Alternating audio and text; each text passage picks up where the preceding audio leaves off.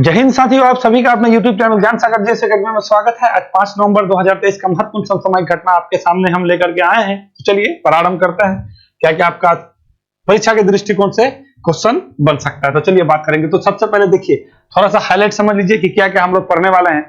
तो हम लोग आज जानने वाले हैं कि 2+2 वार्ता जानते हैं कि भारत कुछ देशों के साथ करता है, और ये वार्ता क्या होता है ना, रक्षा और विदेश, ये दो मामले पे ये बात होता है। और 2+2 में इसके अलावा और कुछ चीज पे बात नहीं होता है, ठीक है, कि रक्षा कैसे सुरक्षा किया जाए और विदेश की जो भी मामला होता है वो मामला में क्या क्या चीज हो सकता है। तो जब भी इस तरह का जो वार्ता होगा उसमें कौन भाग लेंगे, तो विदेश मंत्री जो होंगे या विदेश मंत्रालय का जो भी प्रवक्ता होगा वो भाग लेगा। और दूसरा जो है रक्षा मंत्री का बात होगा, तो रक्षा मंत्रालय के विभाग के ओर से रक्षा मंत्री हो सकता है, रक्षा मंत्रालय का कोई जो है आदमी हो सकता है ना। तो कहने का मतलब ये है 2+2 वार्ता समझ जाइए, वही वार्ता होने वाला है अपना नई दिल्ली में, ठीक है ना। ये अमेरिका के साथ भारत के देश, चलिए अभी बात करते हैं फिर बताएंगे। उसके बाद क्या है ना कि अभी जाजरकोट ये कहाँ है, अभी नेपाल में आपका भूकंप आ गया, ठीक है। ये 2015 में भूकंप आया था, उससे मतलब उतना बराबर तो नहीं कहिएगा, बट उसी के पैरेलल में लगभग अब तक 150 आदमी का मृत्यु का खबर आ रहा है। बहुत ज्यादा लोग का जान माल का नुकसान हुआ है, ठीक है। लोग बहुत ज्यादा परेशान है। वहां के जो प्रधानमंत्री हैं, ठीक है, पुष्प कमल दहल परिजन, ठीक है, लोग को सहायता भी प्रदान किया जा रहा है। और अपने प्रधानमंत्री भी जी बोले हैं कि हर जो भी आप लोग के साथ जो परेशानी है उसके साथ हम आपके साथ तत्पर हैं, ठीक है। तो वो उसके बारे में बात करेंगे कि वो तीव्रता इतना जो है सेंसिटिव बना हुआ है क्योंकि बार बार छोटा मोटा झटका आ रहा है। आपका दिल्ली में भी ये झटका महसूस किया गया, अपने बिहार में भी किया गया, पटना में भी किया गया है ना। तो ये थोड़ा सा भूकंप के बारे में जान लेंगे। उसके अलावा क्या है, अभी सचिन तेंदुलकर, आप लोग जानते हैं सचिन तेंदुलकर 1973 यानी 1973 में उसका जन्म आपका मुंबई में हुआ था। तो वो 50 साल के हो गए फाइनली अभी, ठीक है। तो 50 साल के इसी शुभ अवसर पर वानखेड़े स्टेडियम, क्योंकि वानखेड़े स्टेडियम मुंबई में है, उसका होम ग्राउंड है, और वहीं से सबसे पहले वो डेब्यू अपना जो है फर्स्ट, मतलब होता है ना कि फर्स्ट क्लास वाला जो क्रिकेट होता है, ठीक है, उसके बाद रणजी ट्रॉफी सारा चीज वहीं से प्रारंभ किया था। तो वहां पे उसका जो है एक 22 फुट की ऊंची प्रतिमा का अनावरण किया गया, वो खुद से ही कही है, ठीक है ना। वो एकनाथ शिंदे भी गए थे, बहुत सारे लोग भी थे वहां पे, ठीक है, वहां के राज्यपाल भी थे, ठीक है। उसके अलावा और बहुत कुछ है, ठीक है। थोड़ा सा पहले इसी चीज को हम लोग यहाँ से प्रारंभ करते हैं। कहां से प्रारंभ करेंगे, ठीक है, यहीं से प्रारंभ करते हैं, ठीक है, फिर हम लोग बात करेंगे। तो चलिए, मेरे हिसाब से बात सब कुछ समझ गए होइएगा। अब हम लोग पढ़ते हैं। क्या है ना कि पहला क्वेश्चन क्या है, 9 और 10 नवंबर 2023 को अमेरिका और भारत की 2+2 मीटिंग कहां की जाएगी। तो ये कह रहे हैं कि ये 2+2 मीटिंग, तो ये 2+2 मीटिंग अभी आपको बोले हैं, फिर से समझा देते हैं कि 2+2 मीटिंग ये होता है कि कोई भी देश है, मान लीजिए कि ये अपना भारत है, ठीक है, ये अपना भारत है, और ये मान लीजिए कि ये इसका अमेरिका है, ठीक है, ये अमेरिका है, ठीक है ना, ये अमेरिका है, मान लीजिए इधर अमेरिका को बना लीजिए, ठीक है, ये अमेरिका है, ठीक है। चलिए जो भी है समझ गया होइएगा, ये अमेरिका है, ठीक है। अब यहाँ का जो भी आपका विदेश का मामला बात हो या रक्षा का मामला का बात हो, तो इस तरह का वार्ता भारत कई देशों के साथ कर रहा है, ठीक है। तो इसमें आपका पहले नंबर में कौन हो जाएगा, पहले जापान के साथ हम लोग करते हैं, ठीक है, जापान के साथ 2+2 वार्ता होता है। उसके बाद रूस के साथ होता है, रूस का पुतिन जी उसके साथ भी होता है। उसके बाद ऑस्ट्रेलिया के साथ होता है, ठीक है। इतने देशों के साथ जो है हम लोग का ये 2+2 वार्ता होता है। अगर आपको कभी पूछ लिया जाए भारत जो है 2+2 संवाद किस किस देश के साथ करता है या निम्न में से किस देश के साथ 2+2 वार्ता नहीं करता है, तो क्या कहिएगा, इतने साथ जापान के साथ करेगा, ठीक है। जापान का प्रधानमंत्री कौन है, तो वहां का आपका फोमियो कशिदो है, ठीक है, कशिदा है। उसके बाद रूस है, रूस का राष्ट्रपति पुतिन जी है, और ऑस्ट्रेलिया का तो आप लोग जानते ही हैं, ठीक है, तो ऑस्ट्रेलिया का हो गया ये इतना देश के साथ, और साथ में अमेरिका के साथ भी 2+2। अब ये देखिए, ये अपना राजनाथ सिंह है और ये एस जयशंकर है। वहां के विदेश मंत्री जो है ये एंटनी ब्लिंकन है, ठीक है, विदेश मंत्रालय कहिए, विदेश मंत्रालय की तरफ से ये रहता है आपका एंटनी ब्लिंकन। इसका नाम क्या है, एंटनी ब्लिंकन। इसको थोड़ा सा एंटनी ब्लिंकन, ठीक है, इसका नाम याद रखिएगा, पूछ देगा, क्योंकि अभी इसका जो है ना हस्तक्षेप अभी बता रहे हैं आपको कि ये एंटनी ब्लिंकन का क्या महत्वपूर्ण रोल है। उसके बाद ये क्या, लॉयड ऑस्टिन है। लॉयड ऑस्टिन कौन है, ये रक्षा सचिव है वहां के रक्षा मंत्रालय का। अमेरिका का जो है आप एक तरह से देखिएगा तो वहां का रक्षा मंत्रालय, रक्षा सचिव और रक्षा मंत्री जो होता है वो सेम ही होता है। और ये पहली बार इंडिया आपका अमेरिका में हुआ है कि अमेरिका का पहला इतना बड़ा कोई पद हो और वहां पे ये अफ्रीका मुल्क है, ठीक है, ये अफ्रीकन अमेरिका है, ठीक है। ये कौन है, क्या कहिएगा, अफ्रीकन अमेरिकन है, ठीक है, देख रहे हैं काला है, ठीक है। और अमेरिका में इस टाइप का चीज जो है बहुत ज्यादा भेदभाव, अभी भी सब कुछ होने के बाद भी वहां पे भेदभाव चलता ही रहता है। तो ये 4 आदमी का आपको नाम याद रखना है कि 2+2 वार्ता में भारत की तरफ से राजनाथ सिंह और एस जयशंकर, राजनाथ सिंह रक्षा मंत्री की तरफ से, और यहाँ पे जो है विदेश मंत्रालय की तरफ से अपना एस जयशंकर, उधर से कौन हो जाएंगे, एंटनी ब्लिंकन हो जाएंगे, और ये लॉयड ऑस्टिन हो जाएंगे। ये क्या है, लॉयड ऑस्टिन का ये दोनों आदमी का नाम इस वजह से आपको जानना जरूरी है कि ये जो मीटिंग होने वाला है, इस मीटिंग में 2-3 चीज पे विशेष करके बात ध्यान दिया जाएगा। पहला बात क्या है कि अभी आपका जो है फिलिस्तीन और इजराइल वाला मुद्दा, वहां पे उसका बात होगा, ठीक है, क्योंकि इसका काम ही है रक्षा पे, कैसे सुरक्षा और रक्षा मतलब बरकरार रहे, कैसे वो आगे बढ़े, ठीक है, तो उस पर बात होगा। पहली बात रूस और यूक्रेन के पीछे बात होगा, क्योंकि अभी तक वहां पे चल ही रहा है, ठीक है। उसके बाद क्या है ना कि चाइना और कोरिया के बीच अभी कुछ अच्छा संबंध नहीं चल रहा है, ठीक है, वहां उसके बारे में भी बात होगा, है ना। तो यहाँ पे 2-3 चीज आपको याद रखना है, चाइना कोरिया के बारे में, उसके बाद क्या बता रहे हैं, रूस और यूक्रेन के बारे में, इजराइल और फिलिस्तीन के बारे में। तो ये अपना 2+2 वार्ता कहाँ होने जा रहा है, तो क्या कहिएगा, नई दिल्ली में हो जा रहा है। कौन कौन करेगा, तो उधर अमेरिका की तरफ से एंटनी ब्लिंकन रहेंगे, और उसका रक्षा मंत्रालय लॉर्ड ऑस्टिन है। मेन यहाँ पे बात होगा आपका किसके बारे में, इजराइल और आपका फिलिस्तीन के बारे में, क्योंकि भारत हमेशा फिलिस्तीन को स्वतंत्र संप्रभु राष्ट्र की क्या वकालत करता है। भारत का हमेशा एक पक्ष रहा है, अभी से नहीं, जब 1947 से 1947 से ही विदेश जो हम लोग का जो विदेश नीति है, ठीक है, जो विदेश नीति हर कंट्री का अपना अलग अलग होता है। जब पूरा विश्व शीत युद्ध में घुसा हुआ था, तो उस टाइम जो है हम लोग का एक अलग ही मानना था, हम लोग अलग ही पक्ष में थे, ठीक है। हम लोग ना रशिया की तरफ से गए थे, ना अमेरिका की तरफ से गए थे, हम लोग किसी की तरफ से नहीं गए थे, एक अपना ही स्टैंड था। तो उस स्टैंड को अभी भी हम लोग बरकरार रखे हैं। हम लोग फिलिस्तीन को अभी भी क्या चाहता है, जो विदेश मंत्री की तरफ से जो प्रवक्ता जो अरिंदम बागची है, उसका आपका आया था, वो क्या फिलिस्तीन को एक संप्रभु राष्ट्र का मान्यता के पैरवी हमेशा भारत करता है। तो उसी के बारे में बात होगा। और एंटनी ब्लिंकन कई बार आपका इजराइल का यात्रा कर चुके हैं, अभी भी गए हुए थे, लॉर्ड ऑस्टिन भी गए हुए थे, ठीक है। वहां के जो है इजराइल का जो प्रधानमंत्री है नेतन्याहू, उससे मिले भी हैं, बात भी की है। तो ये वाला वार्ता इस बार बहुत थोड़ा सा क्या हो जाता है, महत्वपूर्ण हो जाता है। तो आपको याद रखना है, मतलब 2+2 मीटिंग जो है भारत कहां पे इस बार जो है अमेरिका के साथ कहां होगा। इससे पहली बार जो हुआ था अमेरिका में हुआ था, वो बात याद रखना है। 2022 वाला अमेरिका में और 2023 वाला आपका नई दिल्ली में होगा। किसके किसके साथ करते हैं, जापान, रूस, ऑस्ट्रेलिया के साथ करते हैं। मेरे हिसाब से बात पूरा समझ गए होइएगा, फिर जाएंगे तो लंबा चला जाएगा। इसी वजह से चलिए आगे बढ़ते हैं। प्रधानमंत्री गरीब कल्याण अन्न योजना को कितने वर्ष बढ़ाने की घोषणा की गई। देखिए प्रधानमंत्री गरीब कल्याण अन्न योजना जो है, ये कोविड आया था ना, आप लोग जानते हैं भली भांति, कोविड 2020 में जो है ये शुरू किया गया था। एक देखिए प्रधानमंत्री गरीब कल्याण योजना है, वो 2016 में आया था, ठीक है, उसको याद रखिएगा। इसमें भी आपको अनाज दिया जाता है। और ये प्रधानमंत्री गरीब, ये आपका जो कल्याण अन्न योजना है, ये आपका आया था 2020 में, और ये 3 महीना के लिए आया था। शुरुआत में जो है ये 3 महीना के लिए आया था कि ये 3 महीना चलेगा, और ये प्रत्येक व्यक्ति को 5 केजी जो है आपका गेहूं और चावल दिया जाएगा, 5 केजी, ये याद रखिएगा। 5 केजी देने के बाद फिर ये धीरे धीरे बढ़ाया गया। फिर ये दिसंबर 2022 में इसको बढ़ा करके कब कर दिया गया था, 2023 कर दिया गया कि दिसंबर 2023 तक जो है इसको हम बढ़ा रहे हैं। अभी कल की बात है, यानी कल 4 तारीख था ना, तो कल ही जो है प्रधानमंत्री मोदी जी गए हुए थे छत्तीसगढ़, क्योंकि छत्तीसगढ़ में चुनाव है। अब छत्तीसगढ़ में विधानसभा सीट 90 को याद रखिएगा। वहां के मुख्यमंत्री अभी फिलहाल कौन है, तो ये आपका ये क्या बात, भूपेश बघेल है, ठीक है। तो कहने का मतलब है छत्तीसगढ़ गए हुए थे, वहीं पर जाके घोषणा की कि प्रधानमंत्री जो आपका जो है गरीब कल्याण अन्न योजना है, उसको फिर से 5 साल के लिए बढ़ा देंगे। कै साल के लिए, 5 साल के लिए। तो ये आपके लिए थोड़ा सा महत्वपूर्ण हो जाता है, याद रखिएगा। प्रधानमंत्री गरीब कल्याण अन्न योजना को कितने साल का विस्तार मिल गया है, 5 साल का। तो अब कितना हो जाएगा, 2023 से 5 साल जोड़ दीजिएगा तो कितना हो जाएगा, 2028 तक प्रधानमंत्री गरीब कल्याण योजना आपका चलेगा, ठीक है। अब थोड़ा सा यहाँ पे आइए, एक अंत्योदय अन्न योजना था, ठीक है, वो आपका कौन चलाया था, ये अंत्योदय अन्न योजना आपको चलाया था अटल बिहारी सरकार के समय में आया था, 2000 ईस्वी में आया था, ठीक है। ये भी याद रखिएगा। बहुत बार पूछ देता है कि प्रधानमंत्री जो है अंत्योदय योजना कार्यक्रम कौन चला रहा था, तो अटल बिहारी के समय में आया था 2000 में। प्रधानमंत्री गरीब कल्याण योजना कब आया था, 2016 में। प्रधानमंत्री गरीब कल्याण अन्न योजना कब आया, 2020 में, कोविड के समय में आया था। प्रत्येक व्यक्ति को 5 केजी। ये और ये जानते हैं, ये जो योजना चल रहा है ये कौन मंत्रालय, तो ये याद रखिएगा, ये नोडल मंत्रालय इसका है, वित्त मंत्रालय है, ठीक है। ये बात याद रखिएगा, ये थोड़ा सा डिफरेंट है। वित्त मंत्रालय के द्वारा ये आपका वित्त पोषित है, ये याद रखना है, ठीक है। इसका नोडल एजेंसी कहेगा कि प्रधानमंत्री गरीब कल्याण अन्न योजना का नोडल एजेंसी कौन है, तो वित्त मंत्रालय है, ठीक है। वित्त मंत्री कौन है, निर्मला सीतारमण है।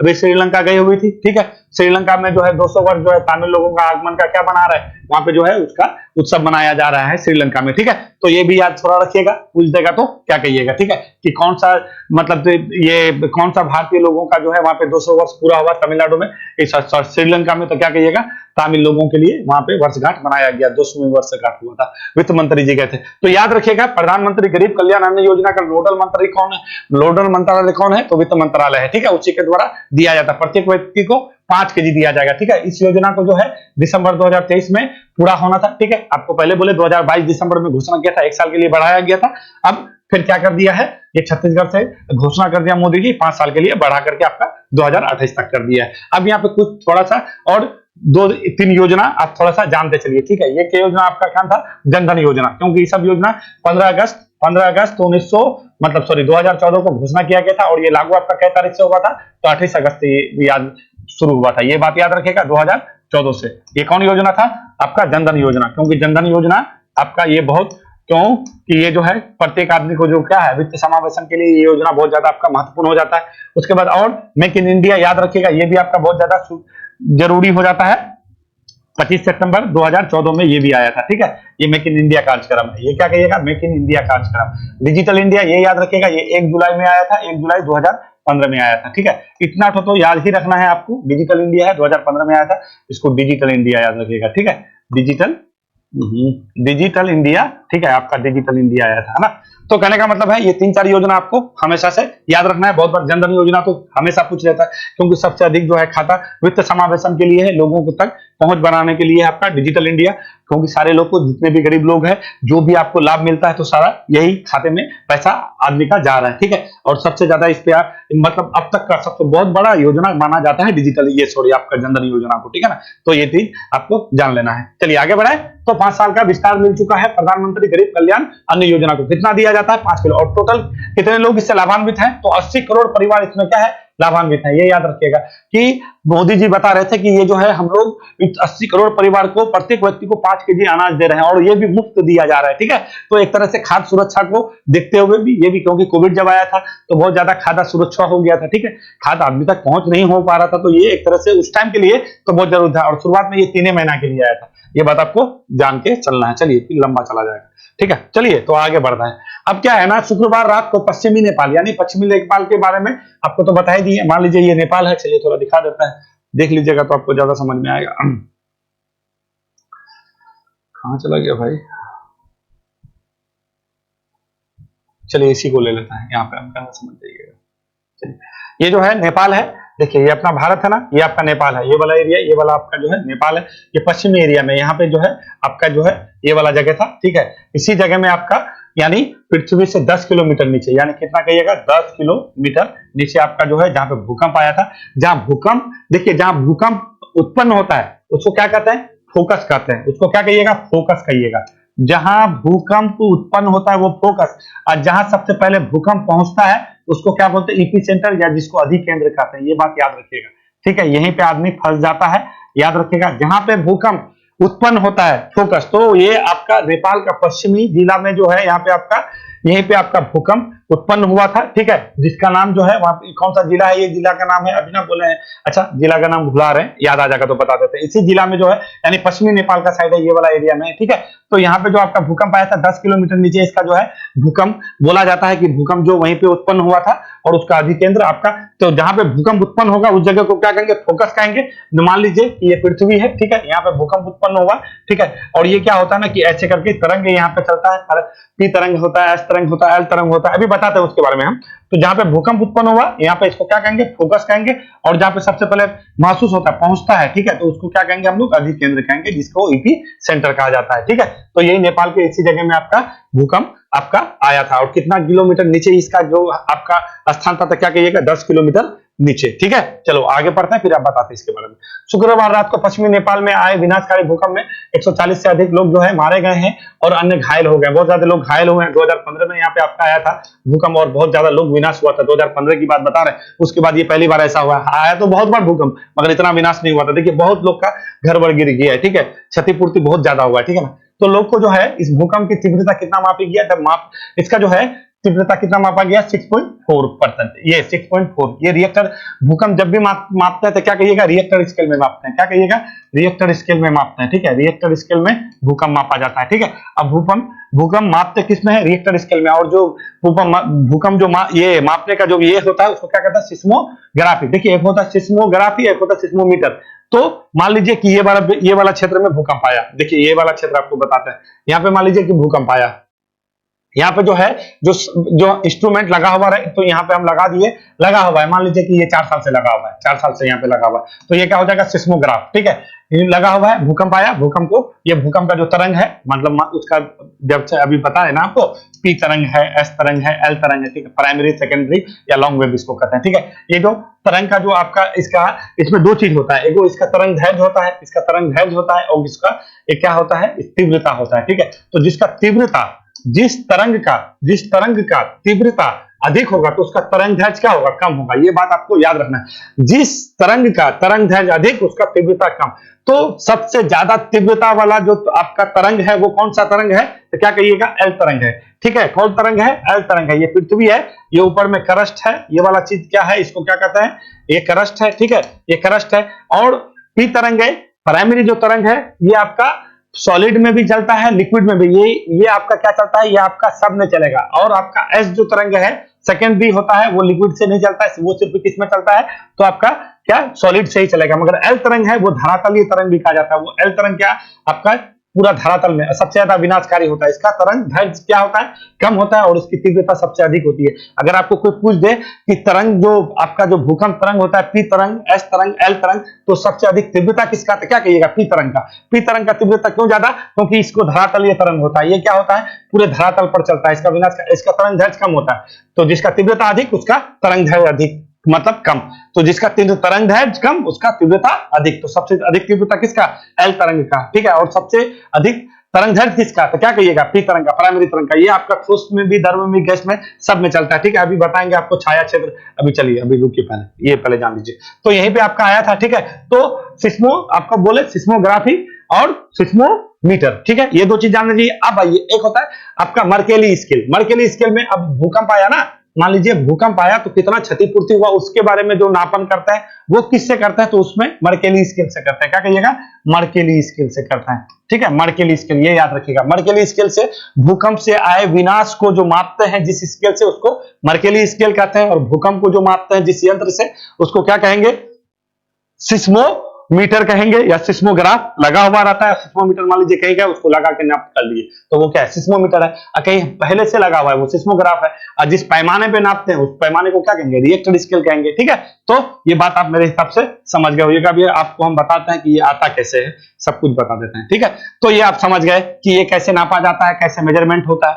अब आते हैं अपना भारत के बारे में, अपना, क्योंकि हम लोग जिस जगह में हैं, तो ये जगह हम लोग का सेफ नहीं है। ये हमेशा से एक जो है आपका विवाद बना हुआ रहता है। अभी कहा भी जा रहा है कि जो है बहुत बड़ा भूकंप आने वाला है, क्योंकि ये छोटा छोटा आपका जो दिख रहा है, ये छोटा छोटा से ही बड़ा का जो है क्या होता है, एक बहुत बड़ा जो है आपका संकेत है कि बहुत बड़ा भूकंप आने वाला, विनाशकारी भूकंप आने वाला है। देखिए, अभी आपको बताते हैं। प्लेट, सबसे पहले ये जानिए कि ये जो पृथ्वी है, ये अपना पृथ्वी है, मान लीजिए ये पृथ्वी है, ये पृथ्वी कई प्लेट, इसका संकल्पना बाद में आया, जब आपका एक तरह से ये समझ सकते हैं कि जब आपका ये महासागरीय नितल सिद्धांत हैरी हेस दिया था। ये कब दिया था, 1960 के करीब दिया था, हैरी हेस दिया।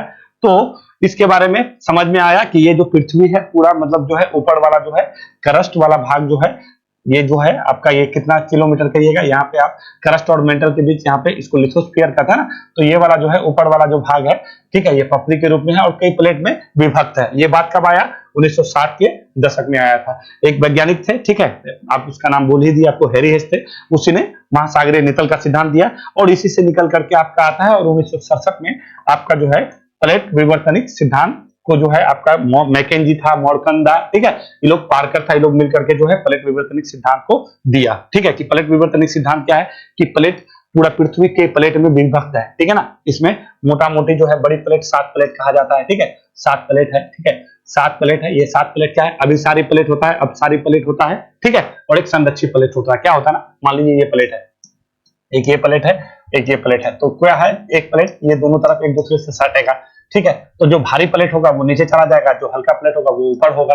ठीक है, एक प्लेट क्या हुआ, अब एक प्लेट आपका ये हो गया, ये दोनों प्लेट क्या, ये इधर भाग रहा है, ये इधर भाग रहा है। एक ये हो सकता है, ठीक है। अब दूसरा प्लेट क्या हो सकता है कि एक इधर है, ये इधर है, इस पे क्या हो रहा है कि ये इस पे चढ़ जा रहा है ना। तो प्लेट कई प्रकार का होता है, मोटा मोटी जो बड़ा प्लेट है तो वो आपका 7 प्लेट है और छोटी प्लेट जो है 20 प्लेट है। मेन जो भूकंप आता है तो प्लेट टेक्टोनिक की वजह से ही आता है। अब आपको हम बताते हैं, प्लेट टेक्टोनिक समझ गए कि प्लेट क्या है, ऊपर वाला जो भाग है अपना क्रस्ट वाला जो भाग है, ठीक है। और ये प्लेट कितना 4 किलोमीटर से लेकर 200 किलोमीटर के बीच जो है, इसी में आपका प्लेट आपका कई प्लेट में विभक्त किया हुआ है। यहाँ क्रस्ट है, उसके बाद मेंटल है, फिर आपका कोर है, ठीक है। तो यहीं पे आपका कई जो है समानी धारा चलता है, तो प्लेट आपका घसकता हो सकता रहता है, चलता रहता है। जब चलेगा तो क्या एनर्जी स्टोर होगा, जब एनर्जी स्टोर होगा वहां से एक दूसरे से टकराएगा या साइड होगा तो वो एनर्जी कहीं ना कहीं निकलेगा। जब निकलता है वो एनर्जी, तो वही एनर्जी आपका क्या कई तरंग के रूप में हम लोग जानते हैं, जिसको अभी हम आपको बताते हैं प्राइमरी तरंग, सेकेंडरी तरंग और लॉन्ग वेव तरंग। तो वही एनर्जी जो निकलता है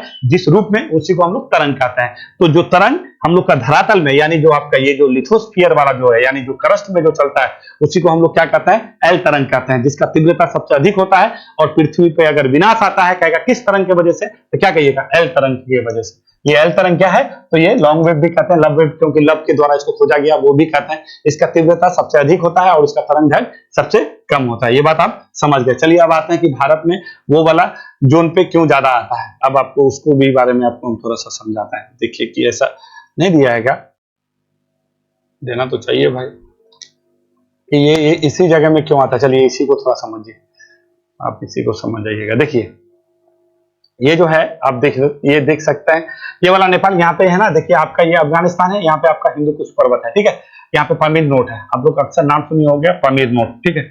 कलर चेंज कर लेता है, पामीर नोट बोलते हैं इसको, पामीर नोट है। ये क्या है, एक गांठ की तरह, एक बैंड की तरह है, ठीक है। इधर से किरथर है, सुलेमान पहाड़ी है, इधर कुल्लू शान है, इधर हिमालय है, ठीक है। और इसको तीसरा ध्रुव भी कहा जाता है, किसको, पामीर के नोट को, ठीक है। पामीर नोट कहा जाता है तीसरा ध्रुव, क्योंकि यहाँ पे बहुत ज्यादा ग्लेशियर है, ठीक है। जैसे उत्तर ध्रुव, दक्षिणी ध्रुव होता है ना, तो पृथ्वी पर अगर आपको कोई पूछेगा तीसरा ध्रुव कौन सा है, तो कह सकता है कि पामीर नोट है, ठीक है। इसको विश्व का छत भी कहा जाता है पामीर के पठार को। कहने का मतलब ये नोट है। इधर अब जहाँ पाकिस्तान की तरफ है, किरथर है, सुलेमान पहाड़ियां हैं, वो उधर से आता है, इधर से कुल्लू शान है, इधर से हिमालय है, यहाँ पे आपका ये नोट है। अब देखिए आपको बताता है, पहले ये पेंजिया हुआ करता था। अल्फ्रेड वेगनर ने यही ना बोला कि पहले इसको सुपर कॉन्टिनेंट कहते थे। क्या कहते थे, सुपर कॉन्टिनेंट। सुपर कॉन्टिनेंट कहने का मतलब क्या है, एक था पेंजिया और जहां पे पानी था उसको कहते हैं पेंथालासा, ठीक है। तो ये पेंजिया क्या होगा, टूटा। जब ये पेंजिया टूटा, ये पेंजिया दो भाग में टूटा, तो ऊपर वाला यूरेशियन प्लेट और नीचे वाला गोंडवाना प्लेट। तो ये गोंडवाना प्लेट फिर कई भागों में, तो ऊपर वाला जो आप देख रहे हैं ये आपका क्या, यूरेशियन प्लेट है, ये क्या है, यूरेशियन प्लेट है। और नीचे वाला जो है गोंडवाना प्लेट है। तो ये प्लेट कई, प्रशांत प्लेट है, नीचे में आइएगा तो अंटार्कटिका प्लेट है, ठीक है ना। तो ये प्लेट क्या है ना, ये जो आप हिमालय ये वाला जो एरिया देख रहे हैं, तो ये प्लेट क्या है, घसकता जा रहा है। और ये धीरे धीरे बहुत कम घसकता है, यानी आपको कह सकते हैं 5 मिलीमीटर, है ना, बहुत कम घसकता है। तो घसकते घसकते ये क्या कर रहा है, ये इधर ये जो हिमालय का निर्माण आप देख रहे हैं, ये हम लोग बोलते हैं ना कि ये फॉल्ट माउंटेन है, तो यही है, ये प्लेट घसकने की वजह से हो रहा है। यूरेशियन प्लेट इधर से आ रहा है और ये जो ये जो इंडो ऑस्ट्रेलियन प्लेट, जो ये इंडो प्लेट देख रहे हैं, ये प्लेट इधर जा रहा है। और ये किस प्लेट का, ये गोंडवाना का भाग है। इसके जिसका भाग कहिएगा, गोंडवाना प्लेट है, ये गोंडवाना प्लेट है। ये भी बात आप जानते चलिएगा। ये प्लेट इधर जा रहा है और यहाँ पे आपका नोट बना हुआ है। और अक्सर देखिएगा जो भी भूकंप ज्यादा आता है, अभी अफगानिस्तान में भूकंप आया था ये वाला जगह में, तो ये सेंसिटिव जोन आपका कई प्लेट इधर से आता है। ये आपका अरेबियन प्लेट आता है, जिसमें आपका खाड़ी वाड़ी देश है, वो प्लेट जो है उसमें अरेबियन प्लेट है। इधर से आपका इंडो प्लेट है, इधर से यूरेशियन प्लेट है। सारा प्लेट आकर के यहाँ पे आपका मचा देता है, क्या एक तरह से ट्राई जंक्शन का काम करता है। और इसी वजह से इस वाले क्षेत्र में आप देखिएगा बहुत ज्यादा भूकंप आता है। अब देखिए भूकंप को टोटल जो है क्या है, 4 जोन में मतलब भूकंप को बांटा गया है। 4 जोन में, जिसमें से देखिए 4 जोन, जोन 2 एक आपका जोन 2 होता है, ठीक है, जोन 2, जोन 3, जोन 4 और जोन 5। तो सबसे अधिक खतरनाक जो होता है कौन सा जोन होता है, जोन 5 में आता है। भारत का कौन कौन सा क्षेत्र जो है आपका जोन 5 में पड़ता है, तो आपको हम बता देते हैं। देखिए ये वाला जो एरिया देख रहे हैं ना, ये वाला जो एरिया आप देख रहे हैं, ये आपका जोन 5 के तरफ, जहां जहां रेड है वहां पे जोन 5 के तरफ। अब क्यों है ऐसा, तो बता देता है। ये जो प्लेट है, देखिए मान लीजिए प्लेट, कोई भी प्लेट का टकराव होगा तो जो उसका किनारा वाला भाग होगा वहां पे ज्यादा क्षति होगा कि नहीं होगा, तो इसी वजह से वहां पे ज्यादा संभावना रहता है आपका भूकंप आने का। क्योंकि कहीं पे भी एनर्जी स्टोर होगा, जो प्लेट आके मिलेगा, एनर्जी स्टोर होगा, वो वहां से जनरेट निकलने का कोशिश करेगा। तो जो एनर्जी निकलता है जिस रूप में, उसी को तो हम लोग तरंग कहते हैं, ठीक है।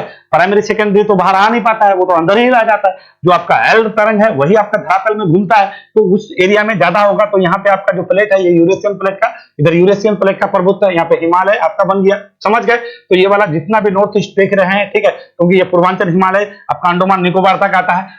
ठीक है, पूर्वांचल हिमालय आपका ये हिमालय का ही विस्तार है ना। अंडमान निकोबार को क्या कहिएगा, ये आपका किसका विस्तार है, तो क्या कहिएगा, ये पूर्वांचल हिमालय का ही विस्तार है। तो जोन 5 में आपका भारत का टोटल नॉर्थ ईस्ट आ जाएगा, अंडमान निकोबार आ जाएगा, ये आपका उत्तराखंड आ जाएगा, यहाँ पे अभी तो आपका लद्दाख हो गया, लद्दाख जम्मू कश्मीर आ जाएगा, और थोड़ा सा गुजरात का ये वाला जो कच्छ वाला क्षेत्र देख रहे हैं ये आपका जोन 5 में है। ये सबसे ज्यादा सेंसिटिव है, जब अगर भूकंप आएगा सबसे अधिक खतरा होगा तो कौन वाला क्षेत्र में होता है, यही आपका रेड वाला एरिया में ही सबसे अधिक क्षेत्र होगा। और ये पूर्वांचल हिमालय का विस्तार कहां तक, अंडमान निकोबार तक। तो आप एक शब्द में कह सकते हैं इंडिया में सबसे अधिक सेंसिटिव जोन किस क्षेत्र में हो जाएगा, तो क्या कहिएगा, हिमालय का जहां तक विस्तार है, यानी अंडमान निकोबार आपका पूर्वांचल मतलब पूर्वांचल हिमालय का पूरा, ये आपका 7 सिस्टर, ये आपका पूरा बिहार थोड़ा सा हो जाएगा आपका, फिर आगे आइएगा तो उत्तराखंड, ये आपका जम्मू कश्मीर हो जाएगा, हिमाचल प्रदेश, और ये थोड़ा लद्दाख, और यहाँ पे गुजरात, ये जोन 5 में। अब जोन 4 में आइए, जोन 4 में कौन वाला, देखिए ये वाला कलर, ये आपका यूपी, देखिए यहाँ पर पूरा जम्मू कश्मीर, ये वाला यूपी, उत्तराखंड, ये बिहार, सिक्किम, ये वाला आपका जोन 4 में आता है, ठीक है। और जोन 3 में कौन सा आता है, जो पीला कलर का है, ये वाला पीला कलर का है, ये आपका जोन 3 में आता है, ठीक है। तो ये बात आपको याद रखना है। और जोन 4 में कौन आता है, सॉरी जोन 2 में कौन आता है, ये वाला कलर आता है आपका, ये वाला कलर, और ये सेफ है। ये क्यों सेफ है, ये मेन भूमि यही है ना, जैसे आपको क्या बोले कि ये भारत था, ये पहले भारत था, ठीक है, ये पहले भारत था, ये पहले आपका, ये बाद में ना ये आपका हिमालय पर बना, ठीक है, ये मैदानी भाग है, पहले मेन भूमि तो यही था ना, यही ना भाग के आया था आपका गोंडवाना लैंड से। गोंडवाना लैंड से आपको कोई भी कह दे कि भारत किसका भाग है, किस भूमि का भाग है, तो क्या कहिएगा, यूरेशियन प्लेट का, गोंडवाना प्लेट, गोंडवाना प्लेट का, ये अफ्रीका से टूट के निकल के भागा है। आपको दिखा देते हैं कैसे अफ्रीका से टूट के, तब ना वहां पे हम लोग हमेशा अफ्रीकी, भारत जो है बहुत दूर से निकल के भागा है, और अभी तक हम लोग क्या कर रहे हैं, भागते जा रहे हैं, ठीक है। और इसी वजह से चाइना वाला डरा हुआ है कि साला भारत ये बहुत दूर से सफर करके आया, देखिए हम लोग यहाँ से कट के निकले हैं, ये वाला एरिया देख रहे हैं ना, ये गोंडवाना लेना, यहाँ से हम आगे ये जो प्रायद्वीपीय भारत देख रहे हैं, सबसे अगर भारत का सबसे कहेगा कि पुराना भूमि कौन सा है, तो क्या कहिएगा, प्रायद्वीपीय भारत वाला, ये वाला भारत को क्या कहिएगा कि ये सबसे पुराना भूमि है। ये तो बाद में ना बना, ये तो आपका थिटिस सागर था, यहाँ पे फॉल्ट हुआ, टकरावा हुआ, तो यहाँ पे आपका क्या बन गया, ये आपका पर्वत बन गया। तो हम लोग का पुराना भूमि अगर कोई कहता तो क्या कहिएगा, ये आपका प्रायद्वीपीय भारत है, और इसका विस्तार आपका मेघालय तक है। यहाँ पे माल्टा गैप हो गया था क्योंकि नदी के द्वारा कट करके यहाँ पे गैप बना दिया गया, और आपका ये यहाँ तक मेघालय तक आपका विस्तार है, किसका, प्रायद्वीपीय भारत का, ठीक है। तो मेन मुख्य भूमि भारत का पहले यही था, और सबसे पुराना जो आपका पड़ता है हम लोग अरावली जो है सबसे पुराना पर्वत है, तो यही है, ये गोंडवाना लैंड का ही आपका भाग है, यहाँ से कट के भागा था, ये वाला एरिया आप देख रहे हैं ना, यहीं से कट करके भागा था, ये आपका मेडागास्कर है। तो यहीं से छूट के, तो हम लोग आज से नहीं चल रहे, हम लोग बहुत चले हैं, ठीक है, चलते ही जा रहे हैं, अब और अभी भी आगे, यानी इसको धकेलते जा रहे हैं, किसको, यूरोप को, चाइना को धकेलते जा रहे हैं। तब ना ये लोग सबको हम लोग से खपा है कि ये लोग जो है इतना मेहनती आदमी है, चलता जा रहा है और हम लोग को धकेलता जा रहा है, ठीक है। तो समझ रहे हैं, तो हम लोग आज से नहीं भाग रहे हैं, हम लोग बहुत जमाना से जो है अपना आगे चल, ये एक दिन का बात नहीं है, ये लाखों अरबों करोड़ों वर्ष का बात होता है। ज्योग्राफी का छोटा सा चीज करोड़ वर्ष लेता है, ठीक है। तो ये बात समझ गए मेरे हिसाब से, अब पूरी जितना भी हम समझाना चाह रहे थे समझा गए हैं, ठीक है। तो ये वाला ये वाला पार्ट देख रहे हैं, इसमें जो है भूकंप का कोई भी खतरा नहीं रहता है। यहाँ पे सेफ जोन है, जितने भी रेड वाला, ये जोन 5 में आता है। पूरे भारत को जो है 4 जोन, मतलब 4 जोनों में भूकंप क्षेत्र में बांटा गया है, ठीक है। तो ये वाला अंडोमान मतलब नॉर्थ ईस्ट को टोटल को भूकंप जोन 5 में रखिएगा, जहां जहां रेड है। तो रेड वाला तो समझ ही गए हैं, यहाँ पे गुजरात का कारण देखिए, गुजरात में भी आपका अक्सर आता जाता रहता है। उसके बाद दूसरे सेकंड मतलब 4 जोन में आपका कौन सा आ जाएगा, तो ये वाला आ जाएगा, यूपी वाला एरिया, ये उत्तराखंड वाला एरिया, इधर दिल्ली वाला एरिया। इस बार दिल्ली में भी झटका आपको देखने को मिला, थोड़ा सेंसिटिव रहता है, ठीक है। तो मेरे हिसाब से बहुत ज्यादा लंबा ले लिए हैं शायद, ठीक है, तो बहुत ज्यादा लंबा हो गया है। चलिए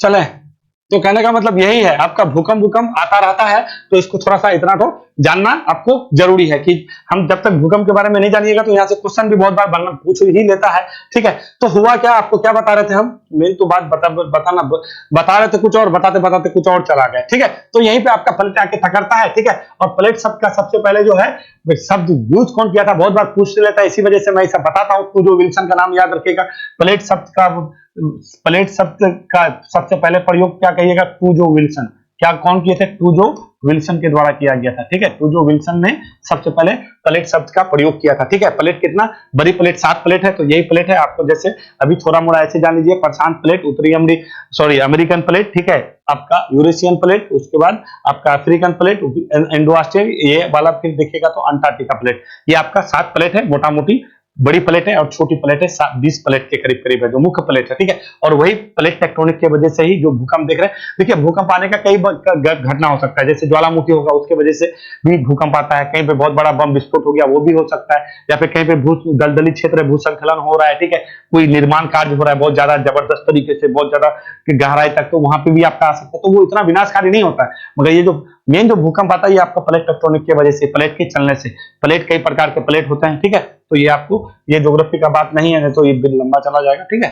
तो मेरे हिसाब से समझ गए होइएगा। तो यहीं पे बहुत ज्यादा आपका आया था, कहां पे भूकंप, तो क्या कहिएगा, नेपाल में आया था। कितना रिएक्टर का 6.4 आया था, ठीक है।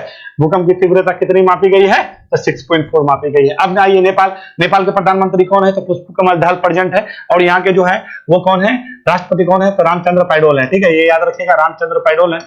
आ गया थोड़ा सा, तो रामचंद्र पौडेल ये याद रखिएगा, ठीक है। नेपाल हम लोग का पड़ोसी देश है, ठीक है। चलिए आगे चलें। अब मेरे हिसाब से अब नहीं है शायद, चलिए आगे बढ़ते हैं। थोड़ा सा ये देख लीजिए, ये है अपना कौन है भैया, ये आपका सचिन तेंदुलकर जी है। इसका जो है 22 फीट जो है ऊंची प्रतिमा बनाया गया है, और ये कहां बनाया गया, वानखेड़े स्टेडियम। अब थोड़ा सा वानखेड़े स्टेडियम के बारे में आपको बता देते हैं। ये जो मूर्ति बनाया गया है ना, इस मूर्ति को बनाया है अहमदनगर के एक बहुत बड़े मूर्तिकार हैं, ठीक है, उसका नाम है आपका प्रमोद कामले। ये याद रखिएगा कि सचिन तेंदुलकर का जो मूर्ति बनाया गया है वानखेड़े स्टेडियम में 22 फीट ऊंची मूर्ति, ठीक है, इसको किसने बनाया, तो क्या कहिएगा, कामले के द्वारा बनाया गया है। ये बात याद रखिएगा, ठीक है, कामले द्वारा बनाया गया है ये मूर्ति। ये कहां के हैं, अहमदनगर के मूर्तिकार है। वैसे ये कांसे का मूर्ति बनाया गया, किसका कहिएगा, कांसे का मूर्ति बनाया गया। अब क्यों बनाया गया वानखेड़े, वानखेड़े स्टेडियम आपका मुंबई में है और सचिन का घर भी वहीं पे है। 1973 में जो है ये क्या हो गए थे, जन्मे थे मुंबई में, ठीक है। तो इसका 50 वर्ष के उपलक्ष्य में इसको याद करने के लिए, और पहला जो है डेब्यू मैच वहीं से किए थे, वानखेड़े स्टेडियम से किए थे। और पहली बार जो है यहाँ पे जो है इसने जो है क्या है ना, शतक भी यहाँ पे लगाया था, ठीक है। और पहले दूसरी बात क्या है, 2013 में जब संन्यास लिए थे तो ये इसी स्टेडियम से लिए थे। तो ये स्टेडियम वानखेड़े स्टेडियम इससे बहुत ज्यादा क्या है, जुड़ा हुआ है, क्या कहिएगा। और 2014 में इसको जो है 2014 में शपथ मतलब ये संन्यास लिया, और 2014 में इसको जो है भारत रत्न भी मिला है। अभी आपका चुनाव आयोग का ब्रांड एम्बेसडर भी है, ठीक है। उसके बाद स्माइलिंग वो हाथ धोने वाला जो है वो अब मुंबई का, वहां का भी ब्रांड एम्बेसडर है। ये सचिन हमेशा जो है ये लाइमलाइट में रहते हैं, ठीक है। इसको कोई जान पहचान का ये मोहताज नहीं है, हमेशा ये लाइमलाइट में रहते हैं। तो इसी का जो प्रतिमा अनावरण हुआ है, 22 फीट ऊंची प्रतिमा हुआ है, और ये खुद से ही इसका क्या किए हैं, अनावरण किए, ये याद रखना है। साथ में यहाँ पे देखिए एनसीपी के शरद पवार हैं, एकनाथ शिंदे जी हैं, राजपाल भी गए हुए थे, वहां के रमेश बैस हैं, राजपाल हैं, ठीक है। तो क्या कहिएगा, सचिन तेंदुलकर का 22 फीट ऊंची प्रतिमा का अनावरण कहां हुआ है, मुंबई में हुआ है, वानखेड़े स्टेडियम में हुआ है। क्यों हुआ है भाई, तो यहीं से शपथ भी लिए, मतलब संन्यास लिए थे तो वानखेड़े स्टेडियम से, फर्स्ट क्लास मैच जब खेले थे तो यहीं से, रणजी पहला खेले थे तो यहीं से खेले थे, ठीक है। और 50 साल के उपलक्ष्य में इसी के नाम पे जो है आपका कहां पे, वानखेड़े स्टेडियम में जो है इसका मूर्ति का स्थापना किया गया है। ये बात आपको याद रखना है। और भी मूर्ति से संबंधित क्वेश्चन है, अभी आपका ऑस्ट्रेलिया में भी किया गया था, ठीक है। इसका नहीं किया गया था तो फिर उधर जाएंगे तो फिर आपका लंबा चला जाएगा, ठीक है ना। तो कहने का मतलब है जो सचिन से संबंधित जो चीजें था हम आपको बताने का प्रयास किए हैं। अब देखिए भूकंप का कुछ आधा अधूरा रह गया है, आपको हम बराबर बता नहीं पाए हैं क्योंकि समय का अभाव, बहुत लंबा वीडियो हो जाता है,